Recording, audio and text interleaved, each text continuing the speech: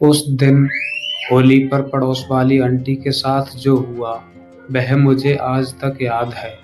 होली का दिन था। पूरे मोहल्ले में बहुत खुशी का माहौल था। गली में बच्चे दौड़ रहे थे, लोग एक दूसरे को रंग लगा रहे थे और ढोल की आवाज़ हर तरफ से साफ सुनाई दे रही थी। मैं भी अपने दोस्तों के साथ होली खेलकर घर लौट रहा था। तभी मेरी नज़र सामने वाली घर पर पड़ी। दरवाज़ा खुला हुआ था और पड़ोस वाली नेहा आंटी बाहर आई, तो मैं उनको देखकर रुक गया। तो दोस्तों, नेहा आंटी ने सफ़ेद सूट पहन रखा था और उनके चेहरे पर अभी तक किसी ने रंग नहीं लगाया था। तो मैंने मुस्कुराकर कहा, आंटी क्या बात है, अभी भी किसी ने आपको रंग नहीं लगाया? तो आंटी हल्का सा मुस्कुराई और बोली, सबको रंग लगा दिया, लेकिन शायद किसी खास का इंतज़ार था। उनकी बात सुनकर मैं थोड़ा शर्मा गया। मेरे हाथ में गुलाल था, लेकिन समझ नहीं आ रहा था कि आंटी को रंग लगाऊं या नहीं लगाऊं।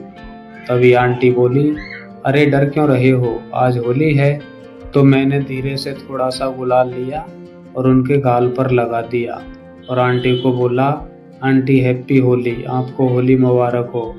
तो आंटी भी मुस्कुराईं और उन्होंने भी मेरे गालों पर गुलाल लगा दिया।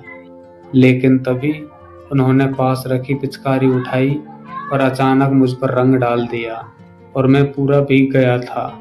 आंटी हंसने लगी और बोली, इतना हल्का रंग लगाते हो, होली ऐसे नहीं खेलते। अब मेरी बारी थी, तो मैंने भी रंग से भरी एक प्लेट उठाई और थोड़ा सा रंग उनकी तरफ उड़ा दिया। कुछ ही पल में उनका सफ़ेद सूट गुलाबी और नीले रंग से भर गया। तो आंटी हंसते हुए बोली, अच्छा तो अब मुकाबला होगा। तो फिर हम दोनों आंगन में बच्चों की तरह होली खेलने लगे, कभी गुलाल लगाते तो कभी पिचकारी से रंग डालते। आसपास ढोल की आवाज़ आ रही थी और गली में लोग गाना गा रहे थे। पूरा माहौल बहुत खुशियों से भरा हुआ था। कुछ देर बाद हम दोनों थक गए। आंटी अंदर चली गईं और थोड़ी देर बाद गुजिया और ठंडाई लेकर आईं। उन्होंने कहा, ये लो, पहले कुछ मीठा खा लो। तो मैंने गुजिया खाते हुए कहा, आंटी आज तो होली बहुत मज़ेदार रही। तो आंटी मुस्कुराई और बोली, होली ऐसे ही यादगार बनती है।